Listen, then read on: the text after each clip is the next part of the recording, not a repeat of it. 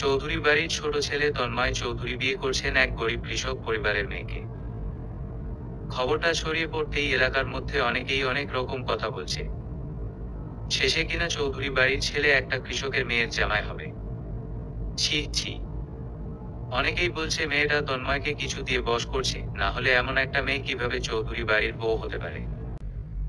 এদিকে মানুষের মুখে এসব কথা শুনে আয়ন চৌধুরী রেগে বাসায় চলে আসেন। বাসায় এসে নিজের চেয়ারের উপরে বসে সবাইকে ডাক দেয়। কিছুক্ষণের মধ্যেই সবাই এসে উপস্থিত হয়। আয়ন চৌধুরী হলেন চৌধুরী বাড়ির মালিক, তন্ময় চৌধুরীর বাবা। তন্ময়ের মা রানী চৌধুরী আয়নের রাগী মুখ দেখে ভয়ে ভয়ে ওনার কাছে এসে বললেন, কি হয়েছে আপনার? আপনি এমন রেগে আছেন কেন? তোমার ছোট ছেলের জন্য তো আমি কোথাও মুখ দেখাতে পারছি না। আমার তো আরো একটা ছেলে আছে, কই তার জন্য তো আমাকে কোনো কথা শুনতে হয়নি। তন্ময়ের বড় ভাই আশরাফ চৌধুরী বলল, বাবা কি হয়েছে আপনি সেটা তো বলুন। তন্ময় কি করছে? রাস্তায় বের হয়ে দেখো মানুষ কি বলছে, চৌধুরী বাড়ির ছেলে কিনা একটা কৃষকের মেয়েকে বিয়ে করবে। তখনই তন্ময় এসে হাজির। বাবাকে কি বললো এসব শোনার কি আমাদের দরকার আছে? আমি কাকে বিয়ে করব, কার সাথে সংসার করব, এটা একান্তই আমার ব্যক্তিগত ব্যাপার। মানুষ কি বলে এগুলো শোনার কোনো ইচ্ছে আমার নেই। আর আমাকে নিয়ে তোমাদের যদি কোনো সমস্যা হয় আমি এ বাড়ি ছেড়ে চলে যাব। তুই এসব কি বলছিস? মানুষের কোথায় তোকে বাড়ি ছেড়ে যেতে হবে কেন? তুই যা, আমি বাবাকে বুঝিয়ে বলছি। আশরাফ চৌধুরীর কথা শুনে তন্ময় চলে গেল। এবার আশরাফ তার বাবার কাছে গিয়ে বলল, বাবা মাথা গরম করে তো কিছু হবে না। আমি বলছিলাম তন্ময় যেহেতু এখানেই বিয়ে করার সিদ্ধান্ত নিয়েছে আমাদেরও একমত হওয়া দরকার। আর আমিও খোঁজ নিয়ে দেখেছি মেয়েটাও খুব ভালো। গরিবের মেয়ে হয়েছে তো কি হয়েছে। প্লিজ বাবা তুমি আর অমত করো না। আমাদের তো কোনো কিছুর অভাব নেই। আয়ন চৌধুরী চুপচাপ বসে রইলেন। বাবা কিছু একটা বলো। ঠিক আছে, বিয়ের দিন তারিখ ঠিক করে নাও, যত তাড়াতাড়ি সম্ভব হয়।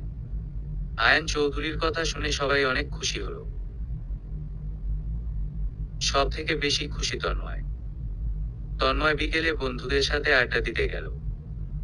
সেখানে তন্ময়ের বন্ধুরা তন্ময়কে প্রশ্ন করলো, কিরে তন্ময়, এটা কি শুনলাম? তুই নাকি নীলাকে বিয়ে করছিস? হ্যাঁ। তোর কি মাথা ঠিক আছে? তুই কিনা নীলার মতো একটা মেয়েকে বিয়ে করছিস। তোর এই ব্যাপার নিয়ে তো পুরো এলাকায় হইচই শুরু হয়ে গিয়েছে।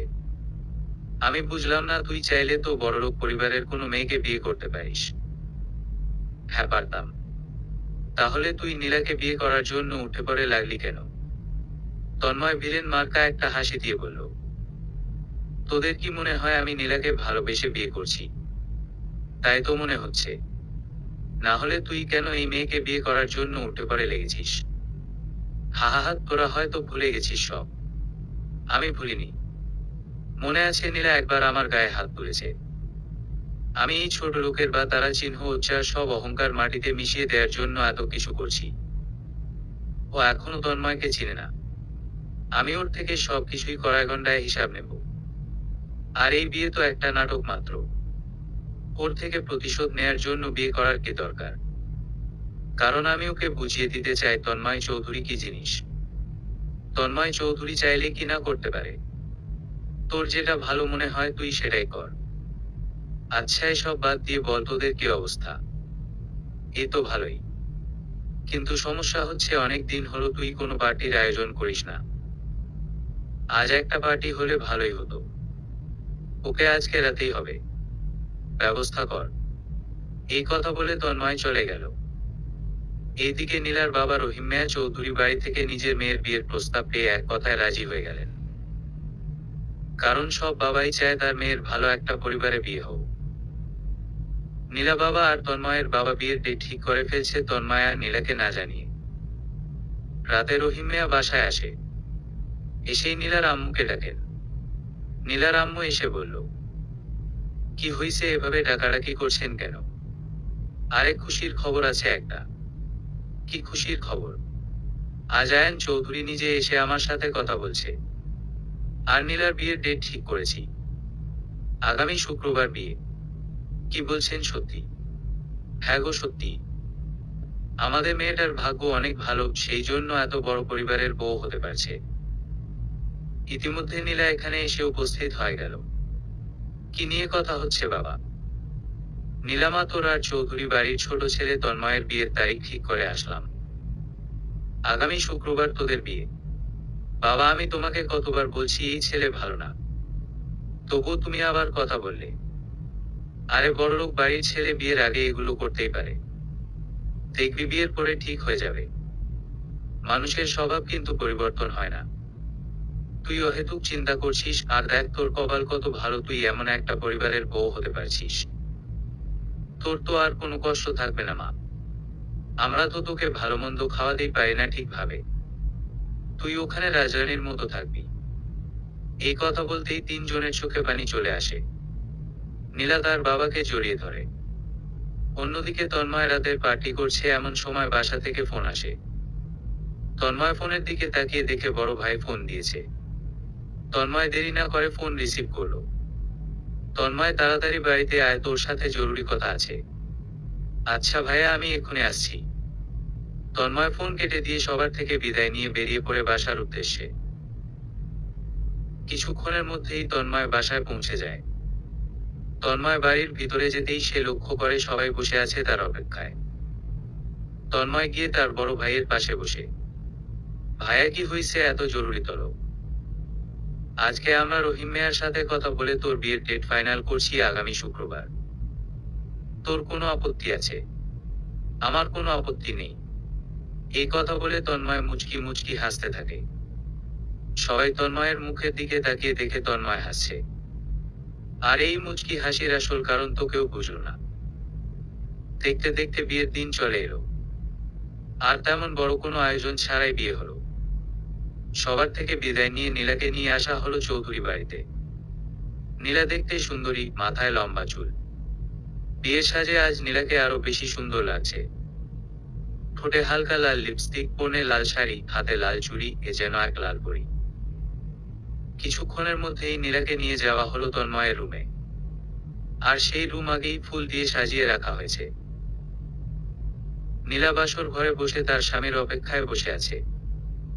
এদিকে সময় তার নিজ গতিতে এগিয়ে যাচ্ছে, কিন্তু তন্ময় এখনো বাসর ঘরে প্রবেশ করেনি। তন্ময় তার বন্ধুদের সাথে বসে বসে আড্ডা দিচ্ছে। তন্ময়ের ভাবি এসে তন্ময়ের কান চেপে ধরে। উফ কেরে, আমি তোমার ভাবি। বাসর ঘরে বউ রেখে বন্ধুদের সাথে আড্ডা দেওয়া হচ্ছে, তাই না?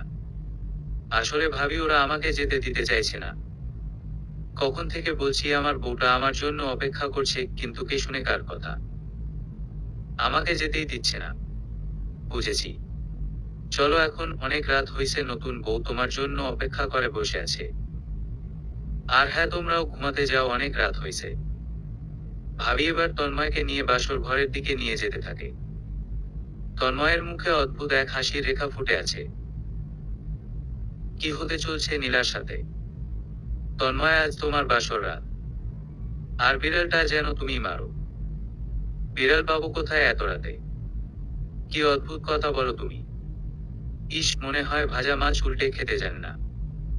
যাও তো, আমিও যাই। তোমার ভাইয়া আমার জন্য অপেক্ষা করছে। এই কথা বলে ভাবি চলে গেল। তন্ময় এবার রুমের ভিতরে প্রবেশ করে দরজা বন্ধ করে দেয়। নীলা বসা থেকে উঠে এসে যখনই তন্ময়ের পায়ে হাত দিয়ে সালাম করতে যাবে, তখনই তন্ময় নিজের পা সরিয়ে নেয়। বাসর রাতে স্বামীর এমন ব্যবহার দেখে হতবাক হয়ে যায় নীলা। এবার নীলা দাঁড়িয়ে আবার যখন বিছানার দিকে পা বাড়াবে, তখনই তন্ময় নীলার হাত টেনে ধরে। খুব শখ বড়লোক বাড়ির বউ হওয়া, তাই না? নীলা মাথা নিচু করে নিশ্চুপ হয়ে দাঁড়িয়ে আছে। তুই কি ভাবছিস আমি সব ভুলে গেছি? তুই এবার টের পাবি তন্ময় চৌধুরী কি জিনিস। এখন মুখে কোনো কথা নেই কেন? দেখুন আগে যা হয়েছে এসব বাদ দেন। এখন তো আমরা স্বামী স্ত্রী। কি স্বামী স্ত্রী? হা হা হা। আপনি হাসছেন কেন? তোর কথা শুনে। আমি তোকে বিয়ে করছি তোকে আমার বউ করার জন্য না, তোর উপরে প্রতিশোধ নেওয়ার জন্য। আর আজ থেকে শুরু তোর জীবনের কালো অধ্যায়। অনেক রাত হয়েছে, আমার ঘুম পাচ্ছে। তো যা, ঘুমিয়ে পড়।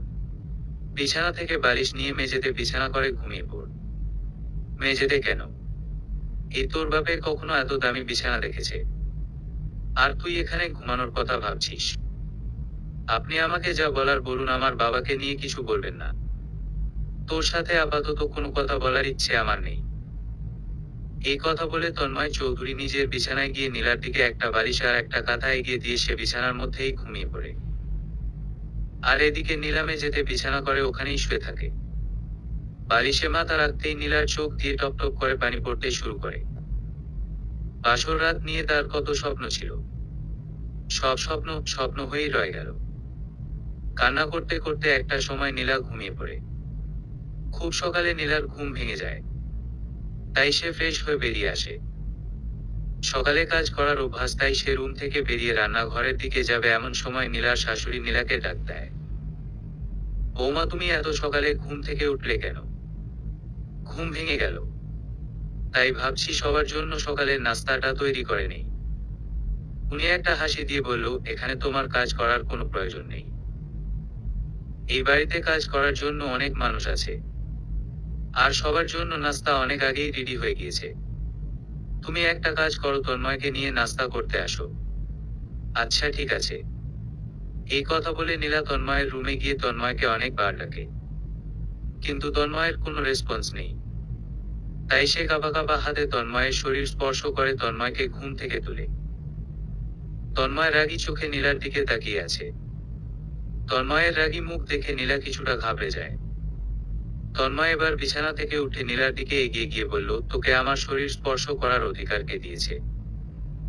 মা বলছে আপনাকে ডেকে তোলার জন্য। আসলে আপনাকে অনেকবার ডেকেছি, আপনার কোনো রেসপন্স নাই দেখে। তোর এই নোংরা হাতে নেক্সট টাইম আমাকে স্পর্শ করার চেষ্টাও করবি না। এই কথা বলে তন্ময় নীলাকে সামনে থেকে সরানোর জন্য ধাক্কা দিতেই নীলা টাল সামলাতে না পেরে পাশে থাকা চেয়ারে কোনায় পড়ে কপাল কেটে এখান থেকে রতারা চিহ্ন কুপ্ত করতে শুরু করে। যদিও তন্ময় সেটা খেয়াল না করেই ওয়াশরুমে চলে যায়। ব্যথা পেয়ে কপালে হাত দিয়ে দেখে হাত পুরো লাল হয়ে গিয়েছে। নীলা কোনোরকম ভাবে কাটা জায়গায় হাত দিয়ে রক্ত বন্ধ করার চেষ্টা করে। ব্যথার কারণে চোখ দিয়ে পানি পড়তে শুরু করে। তখনই তন্ময় ওয়াশরুম থেকে বেরিয়ে আসে, আর এসে দেখে নীলা ওখানেই বসে আছে কপালে হাত দিয়ে। তন্ময় প্রথমে কিছু বুঝতে না পেরে নিজের ড্রেস খুঁজতে গায়ে দিয়ে যখনই বের হতে যাবে তখনই সে বলল, ওখানে বসে আছিস কি জন্য? নীলা কিছু না বলে কপালে হাত দিয়ে এখনো বসে আছে। তখনই তন্ময়ের চোখ পড়ে ফ্লোরের উপর। সেখানে রক্তের দাগ দেখে তন্ময় এবার নীলার কাছে এগিয়ে যায়। এই রক্ত কোথা থেকে এলো? তন্ময় বুঝতে পারে নীলা যেখানে হাত দিয়ে চেপে ধরে আছে সেখানে কিছু একটা হয়েছে। তন্ময় নীলার হাত সরিয়ে দিতেই সে দেখতে পায় নীলার কপাল থেকে রক্ত পড়ছে। এটা কিভাবে হলো? নীলা কোনো কথা বলছে না। তখন সে বুঝতে পারে হয়তো তার ধাক্কায় নীলার এই অবস্থা হয়েছে। তন্ময় তার নিজের মেডিকেল বক্স বের করে নীলার কপাল থেকে রক্ত পড়া বন্ধ করে। তারপর নীলাকে নিয়ে খেতে যায়। সবাই খাওয়ার জন্য বসে পড়ে, আর নীলা দাঁড়িয়ে আছে। নীলাকে দাঁড়িয়ে থাকতে দেখে আয়ান চৌধুরী বলল, বৌমা তুমি দাঁড়িয়ে আছো কেন? তুমিও বসে পড়ো। বাবা আপনারা খেয়ে নিন, আমি পরে খাবো। আরে বসো তুমি, আমাদের বাসায় সবাই আমরা একসাথে খাবার খাই। তখনই তন্ময় বলে উঠে, বাবাও যখন বলছে পরে খাবে তাহলে এত জোর করার কি আছে?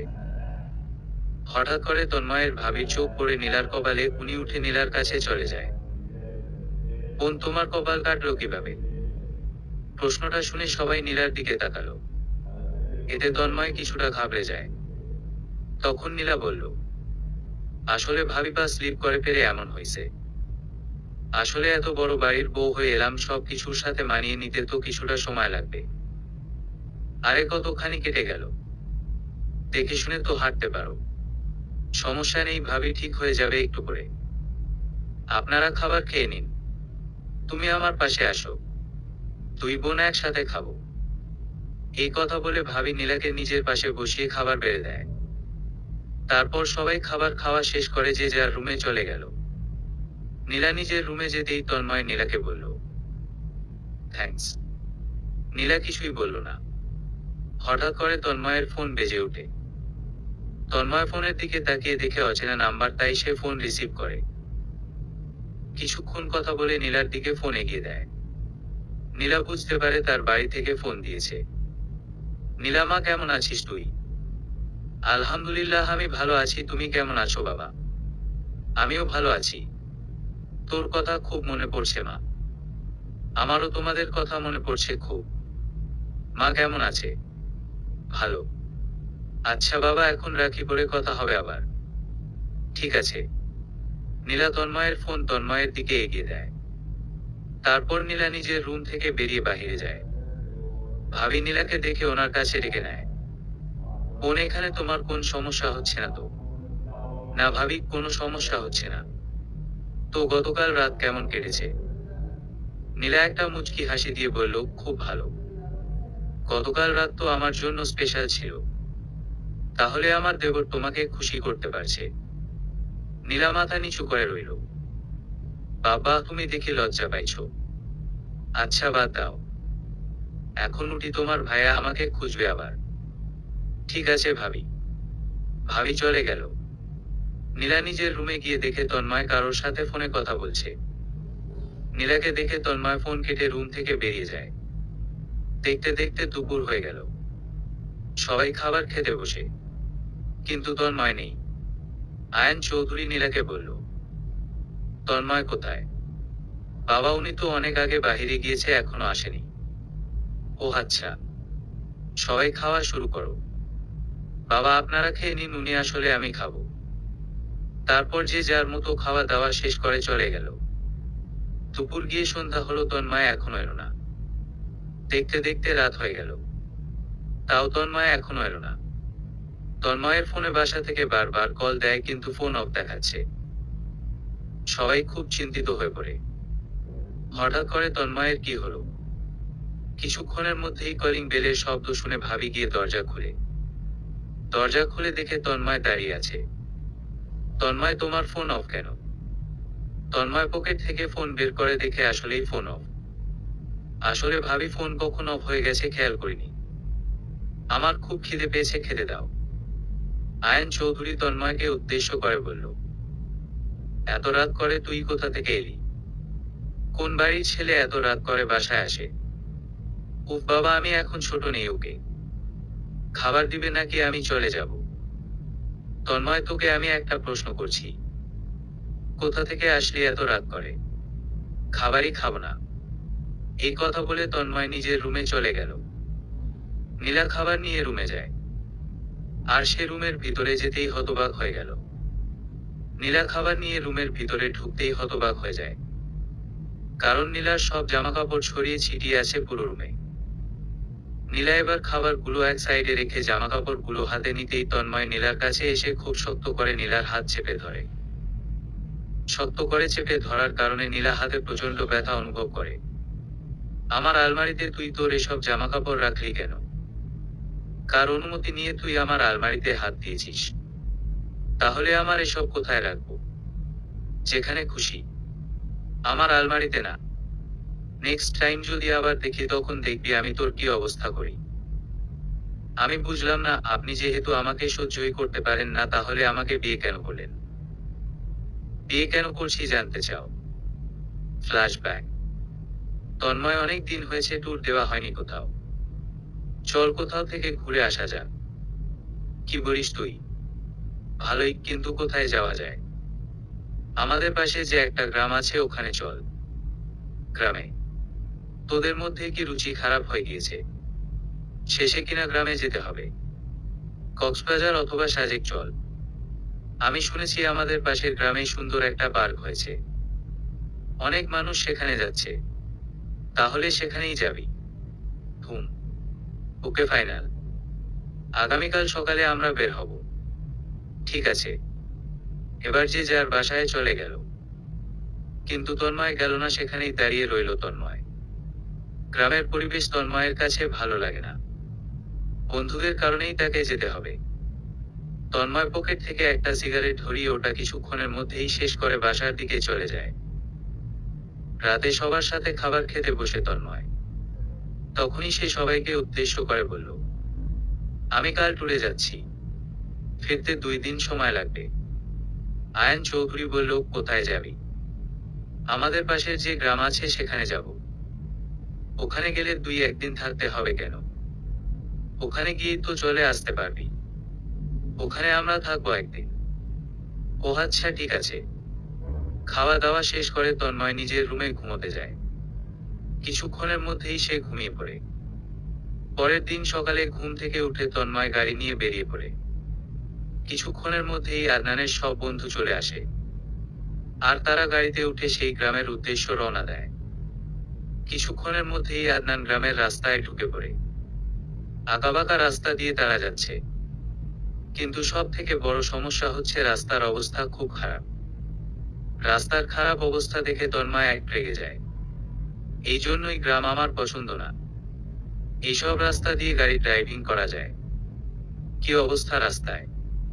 চারপাশে ধুলোময়লা।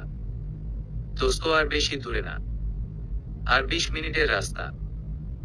তন্ময় বাধ্য হয়ে আবার ড্রাইভিং করতে শুরু করে। হঠাৎ আচমকা তন্ময় খুব জোরে গাড়ি ব্রেক করে। এতে সবাই ঘাবড়ে যায়। কিরে কি হয়েছে, এভাবে ব্রেক করলি কেন? তন্ময় কিছু না বলে নিজের সিট বেল্ট খুলে গাড়ি থেকে বেরিয়ে আসে। তন্ময়ের বন্ধুরা কিছু বুঝতে না পেরে তারাও বের হয়ে আসে। তন্ময় গাড়ি থেকে নেমে একটা বয়স্ক লোকের কলার চেপে ধরে। চোখা কোথায় রেখে হাঁটিস? রাস্তা কি তোর বাপের? তন্ময় এমনিতেই রেগে আছে, তার উপর এখন আরো বেশি রেগে যায়। লোকটা তন্ময়কে বলল, আসলে তুমি গাড়িটা এত জোরে চালাচ্ছ আমি খেয়াল করতে পারিনি। ঠিকভাবে চলাফেরা করতে পারিস না, রাস্তায় বের হোস কেন? এই কথা বলে তন্ময় লোকটাকে একটা ধাক্কা দিতেই সে টাল সামলাতে না পেরে রাস্তায় পড়ে যায়। তখনই তন্ময়ের গালে একটা থাপ্পড় পড়ে। তন্ময় থাপ্পড় খেয়ে সামনের দিকে তাকাতেই চোখের সামনে একটা মেয়েকে আবিষ্কার করে। মেয়েটা প্রচন্ড রেগেছিল। থাপ্পড় খেয়ে তন্ময় আরো বেশি রেগে যায়। যে তন্ময়ের সাথে কেউ ভয়ে কথা বলে না, তার শহরে সেই তন্ময়ের গায়ে থাপ্পড় দেয় একটা গ্রামের মেয়ে। রাস্তায় গাড়ি নিয়ে বের হলেই কি চোখ আকাশে উঠে যায় নাকি? রাস্তায় যে মানুষ চলাফেরা করে সেদিকে খেয়াল থাকে না। আমি এতক্ষণ সব দেখছিলাম, নিজে দোষ করলেন আবার এই লোকের উপরে চড়া হচ্ছেন। মগের মূল্য পাইছেন নাকি? তখনই মেয়েটার বান্ধবী এসে বলল, নীলা বাদ দে, চল এখান থেকে। বাদ দিলে হবে নাকি? ওদের এভাবে ছেড়ে দিলে হবে না। ওনাকে সরি বলতে হবে। কত বড় সাহস আমাদের এলাকায় এসে আমাদের মুরব্বীদের গায়ে হাত তুলে। এই যে মিষ্টির, ওনাকে সরি বলুন, না হলে কিন্তু অবস্থা খারাপ হবে। হোয়াট? আমি বলবো সরি? এই তন্ময় চৌধুরী কাউকে সরি বলে না ওকে। আপনি সরি বলবেন না? ওয়েট, আমি গ্রামের লোকজন ডেকে এখনই ব্যবস্থা করছি। তখনই তন্ময়ের বন্ধু এসে তন্ময়কে বলল, দোস্ত এখানে ঝামেলা না করাই ভালো। জাস্ট সরি তো বলে দে প্লিজ। কখনো না। চল সবাই গাড়িতে উঠে বসো। নীলা এবার তন্ময়ের সামনে গিয়ে বলল, সরি না বলে এখান থেকে আপনি যেতে পারবেন না, না হলে দেখেন আমি কি করতে পারি। এই কথা বলে নীলা লোকজন ডাকতে শুরু করে। অবস্থা বেগতিক দেখে অবশেষে তন্ময় লোকটাকে সরি বলে আর নীলার কাছে এসে বলে, তোকে আমি দেখে নেব। এই কথা বলে তন্ময় গাড়িতে উঠে তারা নিজেদের গন্তব্যে চলে যায়। রেগে তন্ময়ের পুরো শরীর আগুন হয়ে আছে। তন্ময়ের সব আনন্দ মাটি হয়ে গিয়েছে। সে একটা চেয়ারের উপরে বসে একটার পর একটা সিগারেট শেষ করছে। তখনই তন্ময়ের বন্ধু চলে আসে। কিরে তুই এখানে একা বসে কি করছিস? ওখানে সবাই আড্ডা দিচ্ছে আর তুই এখানে? আমার ভালো লাগছে না তোরা আড্ডা দে। আরে গ্রামের একটা মেয়ের জন্য তুই এমন করছিস কেন? এই মেয়ের কত বড় সাহস আমার গায়ে হাত তুলছে। এই মেয়ের কিছু। এই কথা বলে তন্ময় থেমে যায়। কারণ তন্ময় দেখতে পায় নীলা এখানে এসেছে। তন্ময় চেয়ার থেকে উঠে নীলার কাছে চলে গেল আর পিছন থেকে নীলার হাত চেপে ধরে। আচমকা নীলার হাত টেনে ধরায় নীলা কিছুটা আতঙ্কিত হয়ে পিছনে ফিরে তাকায়। তখনই সে দেখতে পায় তন্ময়কে। অসভ্যের মতো আমার হাত ধরছেন কেন? বাড়িতে কি মা বোন নেই? মুখ সামলে কথা বল, না হলে দেখবি এখন আমি তোর কি হাল করি। নীলা একটা মুচকি হাসি দিয়ে বলল, আপনি আমার কিছুই করতে পারবেন না। হাত ছাড়ুন। এই কথা বলে নীলা নিজের হাত ছাড়িয়ে নেয়। তন্ময় নীলাকে আবার পিছন থেকে হাত ধরে এক সাইডে নিয়ে যায়। তখনই তন্ময়ের বন্ধু এসে তন্ময়কে আটকানোর চেষ্টা করে। তন্ময়, কি করছিস এসব? লোকজন দেখছে, ছেড়ে দে। তন্ময়ের রাগী মুখ দেখে নীলা খুব ভয় পেয়ে যায়। তন্ময় নিজের রাগ কন্ট্রোল করে নীলাকে ছেড়ে দেয়। তারপর সে আবার চেয়ারে গিয়ে বসে। আর সে কিছু একটা চিন্তা করতে থাকে। দেখতে দেখতে বিকেল গড়িয়ে সন্ধ্যা হয়ে এলো। নীলা নিজের বাড়ির দিকে যেতে থাকে। কিছুক্ষণের মধ্যেই নীলা নিজের বাড়িতে পৌঁছে যায়। বাড়ির ভিতরে আসতেই নীলার চোখ ছানাবড়া হয়ে যায়। কিছুক্ষণের জন্য নীলা বাকরুদ্ধ হয়ে তাকিয়ে থাকে। নীলা বাড়িতে এসেই অবাক হয়ে গেল, কারণ তার বাড়ির উঠোনে বসে আছে তন্ময়, সাথে তার বাবা। দুজনেই কিছু একটা নিয়ে কথা বলছে, কিন্তু কি নিয়ে কথা বলছে নীলা বুঝতে পারছে না। হঠাৎ তন্ময়ের চোখ পড়ে নীলার দিকে। সে চেয়ার থেকে উঠে নীলার বাবাকে কিছু একটা বলে নীলার সামনে চলে আসে। আর নীলা দিকে একটা রহস্যময় হাসি দিয়ে বেরিয়ে চলে আসে। তন্ময় সেখান থেকে বেরিয়ে সোজা বন্ধুদের কাছে চলে গেল। কিরে, তুই কোথায় গিয়েছিস? তোকে খুঁজে পাওয়া যাচ্ছিল না। একটা কাজ ছিল। চলো আড্ডা দেই। না, বাসায় যেতে হবে, চল। কি বলিস? আমাদের না একদিন থাকার কথা। তাহলে হঠাৎ করে সিদ্ধান্ত পরিবর্তন কেন? জরুরি একটা কাজ পড়ে গিয়েছে, সেই জন্য যেতে হবে। সবাইকে যাওয়ার জন্য প্রস্তুতি নিতে বল। আচ্ছা। কিছুক্ষণের মধ্যেই সবার রেডি হয়ে আসে। তারপর তারা ওখান থেকে বের হয়ে যায়। তন্ময় সোজা নিজের বাসায় চলে যায় বাকিদের থেকে বিদায় নিয়ে। তন্ময় বাসায় গিয়ে দেখে সবাই বসে আড্ডা দিচ্ছে। আচমকা তন্ময়কে দেখে সবাই ভূত দেখার মতো তাকিয়ে আছে। সবাই এভাবে আমার দিকে তাকাতে আছো কেন? মনে হয় আর কখনো দেখো নাই আমাকে। তন্ময়ের বড় ভাই আশরাফ বলল, তোর কি শরীর খারাপ নাকি? আমাকে দেখে কোন দিক দিয়ে মনে হচ্ছে আমার শরীর খারাপ? না মানে, তুই তো বলছিস ওখানে থাকবি। সেটা না করে রাতেই ফিরে আসলি, আর এত তাড়াতাড়ি আসলি। সেই জন্য জিজ্ঞেস করলাম। ওখানে ভালো লাগছিল না, আর তোমাদের খুব মিস করছিলাম, সেই জন্য চলে এলাম। তাই নাকি? আজ চাঁদ কোন দিকে উঠেছে? মজা করো না তো, ভাবি খাবার দাও। এই কথা বলে তন্ময় খাবার খেতে শুরু করে। খাওয়ার মাঝখানে সে তার বাবাকে বলল, বাবা, তোমাকে একটা কথা বলার ছিল। বল। আমি বিয়ে করতে চাই। তন্ময়ের কথা শুনে সবাই অবাক হলো। যে ছেলেকে এতদিন ধরে বিয়ে করার জন্য বললে রেগে যেত, সে নিজে বলছে। তন্ময় আবার বলল, আমি আমাদের পাশের গ্রামের রাত রহিম মিয়ার মেয়েকে বিয়ে করব। তোমরা তাদের সাথে গিয়ে কথা বলে বিয়ের দিন তারিখ ঠিক করে নিও। এই কথা বলে তন্ময় হাত ধুয়ে উঠে নিজের রুমে চলে গেল। আর সবাই থ হয়ে আছে। তারপর কি হলো আপনারা সেটা প্রথম পর্বেই পড়েছেন। বুঝতে পারছিস তো এবার তোকে আমি কেন বিয়ে করছি? কথাটা নীলাকে উদ্দেশ্য করে বলল তন্ময়। নীলার কোনো উত্তর না পেয়ে তন্ময় রুম থেকে বের হয়ে গেল। তন্ময় ছাদের উপরে গিয়ে দাঁড়িয়ে থেকে তন্ময় ভাবুক হয়ে যাচ্ছে। সে তো নীলাকে বিয়ে করছে প্রতিশোধ নেয়ার জন্য, কিন্তু সে নীলার মুখের দিকে তাকালে কেন জানি সে হারিয়ে যায়। কেমন অদ্ভুত মায়া কাজ করে তার মনে। কিছুক্ষণের মধ্যেই আদনান নিজের রুমে চলে যায়। হঠাৎ করে নীলা তন্ময়ের পিছনে এসে দাঁড়ায়। শোনেন। তন্ময় পিছনে তাকিয়ে দেখে নীলা দাঁড়িয়ে আছে। কি হয়েছে? আপনাকে বাবা ডাকছেন। আচ্ছা। এই কথা বলে তন্ময় তার বাবার রুমের দিকে যেতে থাকে। পিছনে নীলাও যাচ্ছে। কিছুক্ষণের মধ্যেই দুজন আয়ান চৌধুরীর রুমে যায়। বাবা ডাকছেন আমায়। বিয়ের পরে তো বৌমার কোথাও যাওয়া হয়নি, তাই ভাবছি তোদের দুজনকে কক্সবাজার পাঠাবো। ওখান থেকে ঘুরে আয় কয়দিনের জন্য। নীলা খুশি হয়ে বলল, খুব ভালো হবে বাবা। নীলা নিজের অজান্তেই তন্ময়ের হাত ধরে বলল, প্লিজ চলুন।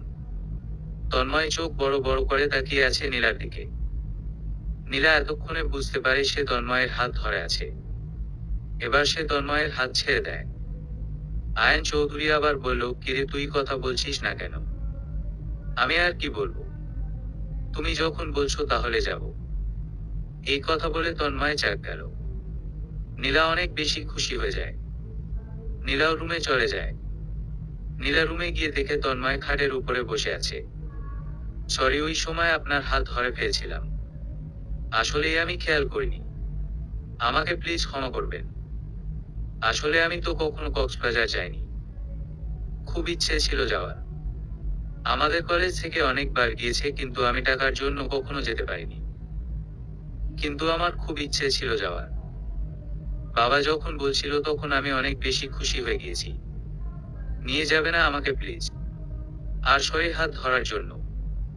আমি আপনাকে পানি এনে দিচ্ছি।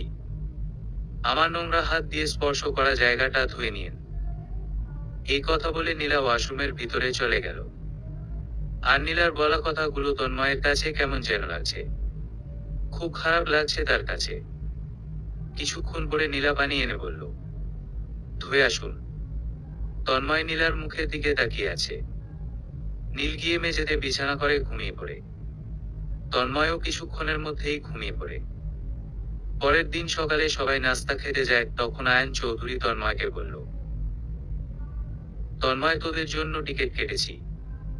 আর রাতেই বের হবি তোরা। কিসের টিকিট বাবা? কক্সবাজারের। আমাদের গাড়ি থাকতে টিকিট কেন? এত দূরে ড্রাইভিং করে যাওয়া ঠিক হবে না তোর। তো তোরা সব রেডি করে রাখিস। দেখতে দেখতে সন্ধ্যা হয়ে গেল। রাত 9টায় তাদের বাস। সবার থেকে বিদায় নিয়ে বেরিয়ে পড়ে দুজন। 9টা বাজার কিছুক্ষণ আগে দুজন বাসে উঠে বসে। তন্ময় জানালার পাশে বসতে যাবে, তখনই নীলা বলল, আমাকে জানালার পাশের সিটটা দেন প্লিজ। বাহিরের দৃশ্য উপভোগ করতে আমার খুব ভালো লাগে। তন্ময় কোনো কথা না বলে নীলাকে জানালার পাশে সিটে বসতে দেয়। কিছুক্ষণের মধ্যেই বাস ছেড়ে দেয়। বাস নিজের গতিতে চলতে থাকে। নীলা বাহিরের দিকে তাকিয়ে আছে। বাস যতই এগুচ্ছে রাত তত গভীর হচ্ছে। কিছুক্ষণের মধ্যেই বাসের মধ্যেই ঘুমিয়ে পড়ে তন্ময়। হঠাৎ করে তার মুখের সামনে চুল উড়ে আসায় ঘুম ভেঙে যায় তন্ময়ের। তন্ময় তাকিয়ে দেখে নীলা তন্ময়ের ঘাড়ে মাথা রেখে ঘুমিয়ে আছে। আর নীলার চুলগুলো উড়ে তন্ময়ের মুখের উপরে এসে পড়ছে। নীলার চুলের ঘ্রাণ তন্ময়ের নাকে এসে পড়ছে। আজ কেন জানি তন্ময় নীলার উপরে রাগ করছে না। নীলার চুলের ঘ্রাণ খুব ভালো লাগছে তার। বাসের লাইট অফ থাকায় তন্ময় নীলার মুখ দেখতে পাচ্ছে না। নীলাকে না সরিয়ে তন্ময় ঘুমিয়ে পড়ে। দেখতে দেখতে সকাল হবে যায়। হঠাৎ করে নীলার ঘুম ভেঙে যায়। নীলা চোখ খুলে দেখে সে তন্ময়ের ঘাড়ে মাথা দিয়ে শুয়ে ঘুমিয়েছে। নীলা সাথে সাথে নিজের মাথা সরিয়ে নেয়।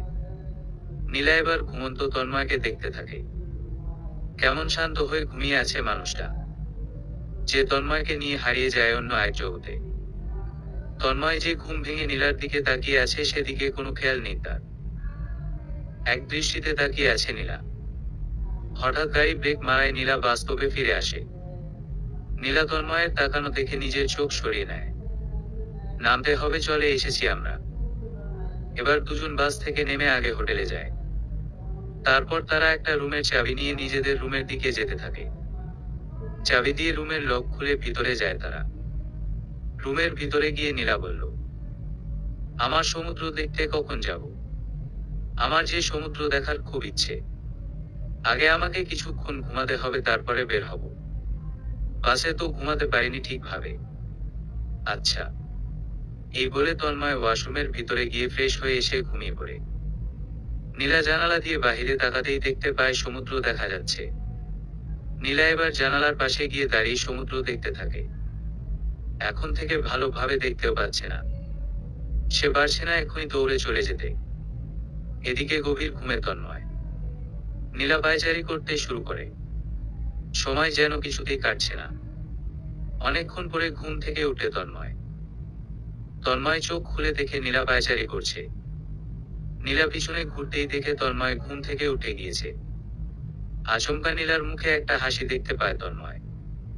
তন্ময় বুঝতে পারে নীলা আগ্রহ নিয়ে অপেক্ষা করছে। নীলার হাসিটা তন্ময়ের কাছে অদ্ভুত ভালো লেগে যায়। তন্ময় কিছুক্ষণের মধ্যেই রেডি হয়ে নীলার কাছে এসে বলল, রেডি হয়ে আসো, বের হতে হবে এখন।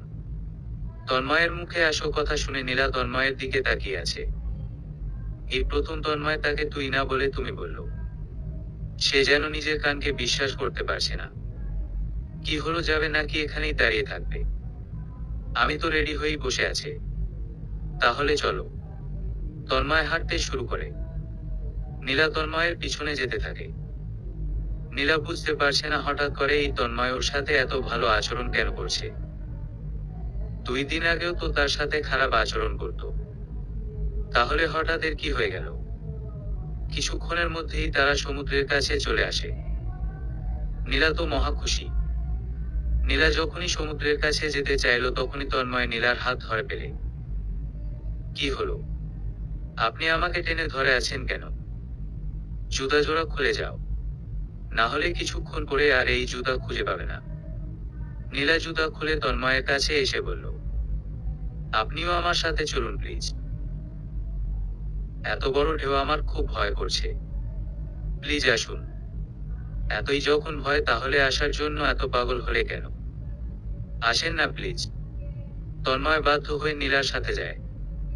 তারা যেতে যেতে অনেকটা মাঝে চলে যায়। বড় বড় ঢেউ আসছে তাদের দিকে। নীলা নিজেকে ঠিক রাখার চেষ্টা করে আর সবকিছু খুব ভালোভাবে উপভোগ করে। তন্ময় নীলার দিকে তাকিয়ে আছে আনমনে। মেয়েটা খুশিতে থাকলে কতটা সুন্দর লাগে। হঠাৎ একটা বড় ঢেউ আসে, তখনই নীলা টাল সামলাতে না পেরে পড়ে যেতে চাইলে তন্ময় নীলাকে ধরে ফেলে। দুজনেই বাংলা সিনেমার নায়ক নায়িকার মতো কিছুক্ষণ তাকিয়ে থাকে দুজন দুজনের দিকে। তন্ময় কিছুক্ষণ পরে স্বাভাবিক হয়। নীলা খুব ভালোভাবেই উপভোগ করতে থাকে। আর তন্ময় নীলার পাগলামি গুলো দেখছে যেন একটা বাচ্চা মেয়ে। অনেক সময় পরে দুজন চলে যায় হোটেলে। নীলা নিজের ড্রেস পরিবর্তন করে আসে। তন্ময়ও নিজের ড্রেস চেঞ্জ করে। রাতের খাবার খেয়ে ঘুমিয়ে পড়ে। তন্ময় বিছানায় শুয়ে আছে আর নীলা মেঝেতে। কিছুক্ষণের মধ্যেই ঘুমিয়ে পড়ে দুজনে। মাঝরাতে তন্ময়ের ঘুম ভেঙে যায় কারোর গোঙানির শব্দ শুনে। তন্ময় নীলার দিকে তাকিয়ে দেখে নীলা মুখ থেকে শব্দগুলো আসছে। তন্ময় নেমে নীলার কাছে আসে। নীলার কপালে হাত দিয়ে দেখে জ্বরে পড়ে যাচ্ছে নীলার শরীর। তন্ময় কি করবে বুঝতে পারছে না। এত রাতে ডাক্তারও তো আসবে না। তন্ময় এবার নীলাকে কোলে তুলে খাটের উপরে শুয়ে দেয় আর নীলার মাথায় জলপট্টি দিতে থাকে। অনেক সময় পুরো শরীর কিছুটা ঠান্ডা হয়ে আসে। এদিকে তন্ময় ঘুমের জন্য তাকাতে পারছে না। তন্ময় নীলার মাথার পাশেই ঘুমিয়ে পড়ে। সকালে ঘুম ভেঙে যেতেই নীলা খেয়াল করে তন্ময় তার হাত ধরে শুয়ে ঘুমিয়ে আছে আর সে খাটের উপরে। এই অবস্থা দেখে নীলা কিছুটা অবাক হয়। নীলা পানি দেখে বুঝতে পারে রাতে তার জ্বর হয়েছে আর তন্ময় তার সেবা করছে। এবার নীলা তার হাত সরাতে চাইলে তন্ময়ের ঘুম ভেঙে যায়। জ্বর কি কমেছে কিছুটা? ঘুম। আচ্ছা, তুমি ফ্রেশ হয়ে নাও। আমি নাস্তা পাঠিয়ে দিতে বলছি আর তোমার জন্য মেডিসিন নিয়ে আসি। মেডিসিন লাগবে না, এমনিতেই সেরে যাবে। বেশিক্ষণ পানিতে থাকায় এই অবস্থা হয়েছে। আচ্ছা। তন্ময় নীলার খুব খেয়াল রাখে। দেখতে দেখতে তাদের কক্সবাজার ভ্রমণ শেষ হয়ে গেল। ভ্রমণ শেষ করে তারা নিজেদের বাড়িতে চলে গেল। ইতিমধ্যে দুজন দুজনকে ভালোবাসতে শুরু করেছে, কিন্তু এখনো কেউ কাউকে বলেনি। রাতে খাওয়া দাওয়া শেষ করে তন্ময় আর নীলা ঘুমাতে গেলে নীলা যখন মেঝেতে বিছানা করতে যাবে তখনই তন্ময় বলল, নীলা, তুমি চাইলে বিছানায় ঘুমাতে পারো। কি বলছেন এসব? আমার এই নোংরা শরীর আপনার বিছানায় লাগলে তো আপনার বিছানা নোংরা হয়ে যাবে। তন্ময় আর কিছুই বলতে পারেনি। এই কথা বলে নীলা মেঝেতে বিছানা করে ঘুমিয়ে পড়ে। এভাবে কেটে গেল আরো কয়েকদিন। ঘড়িতে ঠিক রাত 11টা বাজে।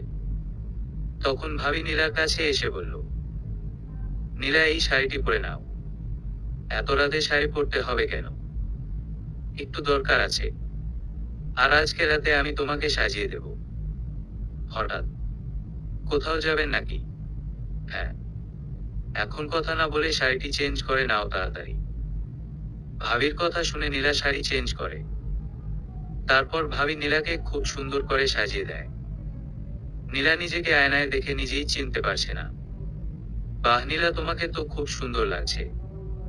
নীলা কিছুটা লজ্জা পায়। ভাবি নীলাকে বলল, এবার চলো, সময় হয়ে গিয়েছে। কিসের সময়? চলো আমার সাথে। নীলা রুম থেকে বের হয়ে দেখে পুরো বাড়ি অন্ধকার। ভাবি, পুরো বাড়ি অন্ধকার হয়ে আছে কেন? আমি তো জানি না, চলো তো গিয়ে দেখি। এবার তারা সিঁড়ি দিয়ে নামতে শুরু করে। সিঁড়ি থেকে নামতেই হঠাৎ করে সব লাইট অন হয়ে যায়। নীলা ভয়ে চোখ বন্ধ করে নেয়, তখনই নীলা কানে ভেসে আসে, হ্যাপি বার্থডে টু ইউ নীলা। নীলা চোখ খুলে দেখে সবাই তাকে জন্মদিনের শুভেচ্ছা জানাচ্ছে। আর নীলার সামনে অনেক বড় একটা কেক। এসব দেখে নীলা অনেক বেশি খুশি হয়ে যায়। নীলা বুঝতে পারে এগুলো তন্ময় করেছে। তারপর সবার সাথে কেক কাটে নীলা। কেক কাটা শেষ করে নীলা রুমে চলে যায়। আজ তার মন অনেক বেশি খুশি। এর আগে কখনো তার জন্মদিন পালন করা হয়নি। কিছুক্ষণ পরে তন্ময় হাতে করে কিছু একটা নিয়ে এসে নীলা দিকে এগিয়ে দিয়ে বলল, শুভ জন্মদিন নীলা। জন্মদিনের অনেক অনেক শুভেচ্ছা। আমি সারা জীবন তোমার পাশে থাকতে চাই। সুখ দুঃখের সাথী হয়ে থাকতে চাই। আগের সব ভুলে আমি তোমার ভালোবাসা চাই। আমি তোমার সাথে অনেক খারাপ ব্যবহার করছি। প্লিজ আমাকে ক্ষমা করে দাও। আমি তোমাকে ভালোবাসি নীলা। ভালোবাসবে আমায়? ধরবে কি এই হাত? নীলার চোখ দিয়ে টপ টপ করে পানি পড়ছে। নীলা নিজেকে ঠিক রাখতে না পেরে সোজা তন্ময়ের বুকে গিয়ে পড়ে। দুজন দুজনকে জড়িয়ে ধরে। সমাপ্ত।